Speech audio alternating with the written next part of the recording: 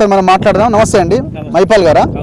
ఇప్పుడు నాకు కావాల్సిన లెక్క ఏంటంటే నాకు పేర్లు కావాలి, ఎవరున్నారు దీని వెనకాల అన్నది కావాలి. ఎవరు లేకుండా అయితే వ్యవహారం నడవదు.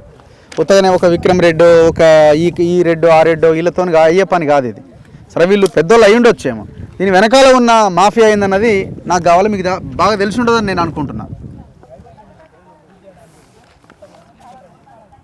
మాఫియా అయితే తెలియదు కానీ దీని మీద పెద్ద ప్రభుత్వ అధికారులు, కమిషనర్ కూడా ఉన్నాడు. 100% నవీన్ మిట్టల్ ఉన్నారు. పాత గవర్నమెంట్ ఉన్నటువంటి అధికారులు కానీ అప్పుడు ఉన్నటువంటి మినిస్టర్లు కానీ ఇందులో ఖచ్చితంగా ఉన్నారు. మొత్తం తయారు చేసినారు అప్పుడే దీన్ని. వాళ్ళు దురదృష్ట పరిస్థితులలో వాళ్ళు గవర్నమెంట్ పోయింది. అయితే ఈ గవర్నమెంట్ లో కూడా కొంతమంది ఉన్నారు, చెప్పక తప్పదు. నేను చెప్పాల్సిందే. ఈ గవర్నమెంట్ లో కూడా ఇప్పుడు అందరూ సహకారం అందించారు, డౌట్ ఏం లేదు. అందరు డబ్బులు తీసుకొని అందించారు. ఎమ్మెల్యే ఏం చేస్తుండే? ఎమ్మెల్యే ఎక్కడ కాకుంటున్నాడు. ఇప్పుడు పరిస్థితి అయినది ఏంటంటే, మరి ఆ టీఆర్ఎస్ ఎమ్మెల్యే ఉండే, ఇప్పుడు టీడీపీలో చేరిండు. కానీ ఇక్కడ కూడా ఆయన కాంగ్రెస్లో చేరిండు. కానీ మరి ఇప్పుడు ఆయన ఎక్కడ కాకుండానే ఉన్నాడు. మరి మిమ్మల్ని ఎందుకు హౌస్ అరెస్ట్ చేస్తున్నారు? మళ్ళీ వీళ్ళకు సపోర్ట్ చేస్తున్నా అని చెప్పి హౌస్ అరెస్ట్. అవును. మీరు ధర్నాకు పోతలేరు, ఏం చేయట్లేదు. సరే ధర్నాకు పోతున్నారు, ఇంకేదైనా జరుగుతుందంటే అంటే వీళ్ళు నేనుంటే ఇంకా గట్టిగా నిలబడి చేస్తారు, ఇక్కడ వాళ్ళు పని చేయాలని ఆలోచనలో ఉంది. ఇప్పుడు జేసీబీలు పెట్టుకొని ఉన్నారు కదా ఆల్రెడీ. అవును. ఇప్పుడు వీళ్ళు లేచిపోతే చేద్దామని రెడీగా ఉన్నారేమో. అవును. మరి ఎట్లా ఫర్దర్ ఏంటి దీనికి? ఇప్పుడు ఎన్ని రోజులు అని వీళ్ళు కూర్చుంటారు? ఇట్లా దీనికి పరిష్కారం ఎట్లా? ఖచ్చితంగా పరిష్కారం చేస్తాం మేము, ఇంకా పోరాడతాం. ఆఖరికి వస్తే పిఎం దాకా కూడా పోతాం, సీఎం దాకా పోతాం. ఇవన్నీ ప్రయత్నాలు మేము చేసుకుంటాం. ఓకే. ఎన్ని ప్రయత్నాలైనా మేము ఓడేది లేదు. ఏది ఏమైనా సరే సాధించుకొని తీరుతాం. ఇలా న్యాయం ఉంది, ధర్మం ఉన్నది, వాళ్ళ కష్టార్జితం ఉంది. ఇదంతా కూడా తరతరాల నుంచి వాళ్ళు కష్టపడ్డ సొమ్ము ఇది.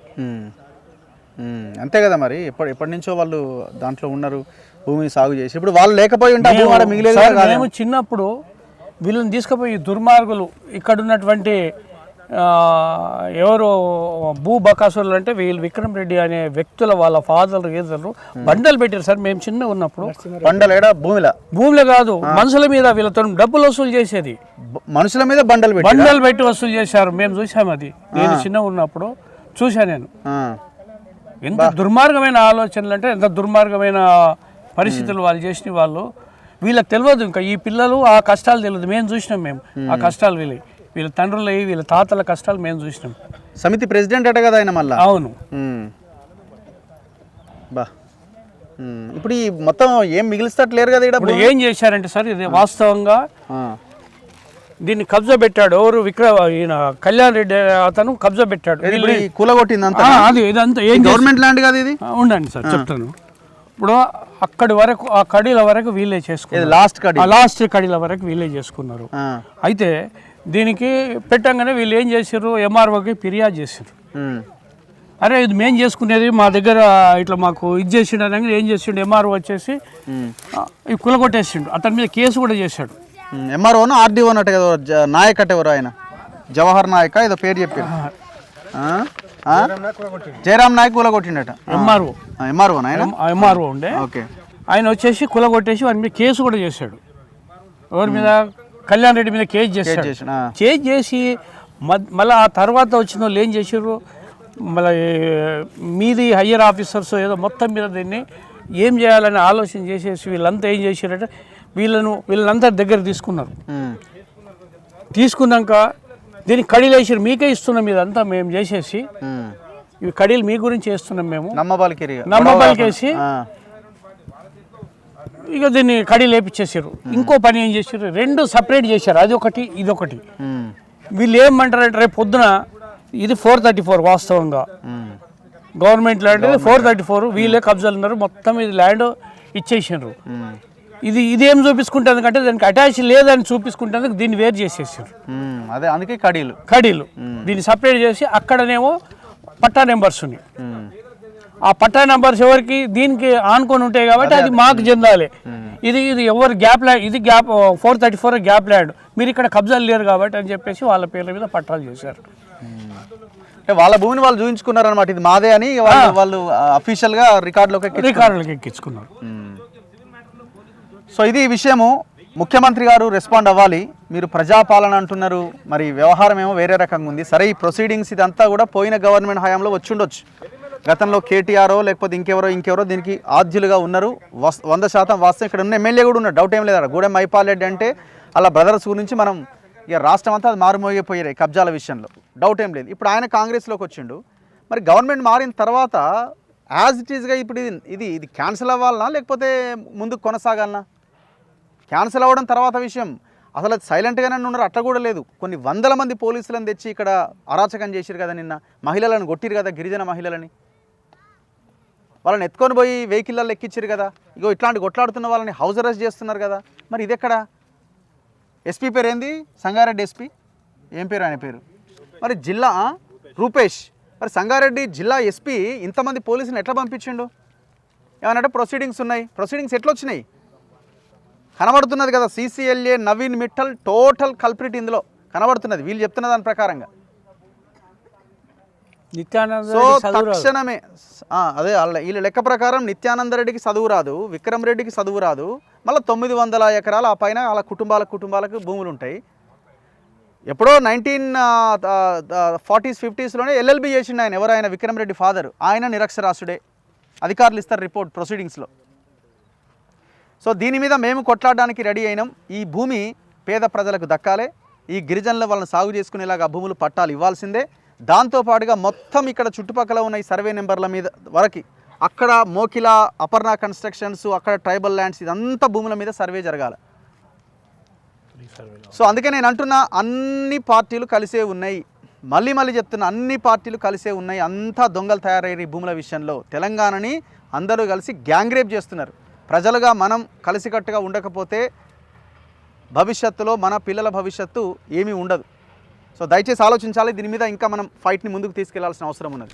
సో ఈ 1000 ఎకరాల ఈ భూ కబ్జాలో పెద్ద తలకాయలు ఉన్నాయి. మొత్తం అధికారులంతా కలిసి ఈ భూమిని ఆ రియల్ ఎస్టేట్ మాఫియాకి, మై హోమ్ రామేశ్వరరావుకి, అరబిందో ఫార్మాకి, వీళ్ళందరికీ అప్పగించడం జరిగింది.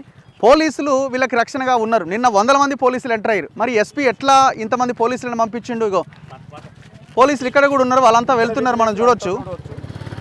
ఒకసారి మనం గమనించవచ్చు. ఇప్పుడు ఎక్కడ రక్షణగా ఉండాలి వీళ్ళు? ఇక్కడ వీళ్ళు JCBలు పెట్టుకొనేమో వీళ్ళు ఇక్కడ ఇది నడిపిస్తూ ఉన్నారు. ఇందులోంచి వెళ్తున్నారు పోలీసులు బయటికి. ఆగన్నా. సో ఇందులోంచి బయటికి వెళ్తున్నారు పోలీసులు. మరి వీళ్ళకి రక్షణ, వాళ్ళకి రక్షణ? విషయం తేలాల్సిన అవసరం ఉన్నది. అసలు భూమి ఎవరిది? ఇంత దారుణంగా ఇన్ని 60 ఎకరాల భూమిని ఏ రకంగా కబ్జా చేశారు? ఒకవేళ నేను గొడవ జరగకపోతే, గిరిజనులు ప్రతిఘటించకపోతే పరిస్థితి ఏంటి? ఈ 60 ఎకరాల భూమి స్వాహా అన్నట్టే కదా. పోలీసులు ఎవరికి రక్షణగా ఉండాలా? ఎవరు పోలీసులు ఎవరికి రక్షణగా ఉండాలా? మొత్తం బౌన్సర్లను పెట్టి, JCBలను పెట్టి ఎక్కడికక్కడ ఎవరైనా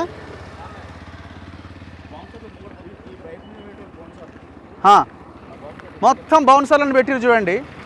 మొత్తం బౌన్సర్లను పెట్టి ఎక్కడికక్కడ ఇది చేస్తున్నారు, JCBలను పెట్టినారు. మరి పోలీసులు ఎవరికి రక్షణగా ఉండాలా? చూడండి, సపరేట్ ఒక షెడ్ వేసుకున్నారు. ఇప్పుడు ఎవరిని కాపాడాల్సిన అవసరం ఉంది? ప్రజలారా ఒక్కసారి గమనించండి. మొన్ననే కదా మనం బౌన్సర్ల కల్చర్ గురించి మనం మాట్లాడినాం. చూడండి, పెద్ద ఎత్తున బౌన్సర్లను పెట్టి ఈ రకంగా వీళ్ళని ఇది చేస్తూ ఉన్నారు, మనం గమనించవచ్చు. ఎక్కడున్నారు పోలీసులు? లోపల ఏం చేస్తున్నారు పోలీసులు? ఎక్కడున్నారు?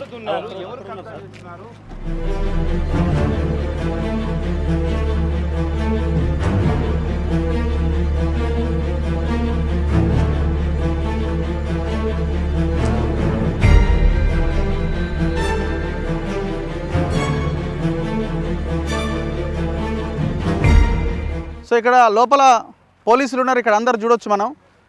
మొత్తం అంతా పోలీసులంతా చెట్ల కింద సేదతీరిన వాతావరణం కనిపిస్తున్నది. అక్కడేమో అటువైపునేమో ఆ గిరిజనులు అక్కడున్నారు, ఇక్కడ వీళ్ళు ఇక్కడున్నారు JCBలు, అక్కడేమో పోలీసులు ఉన్నారు. ఎవరికి రక్షణగా ఉన్నారు? హైకోర్టు ఆర్డర్ వచ్చిందండి.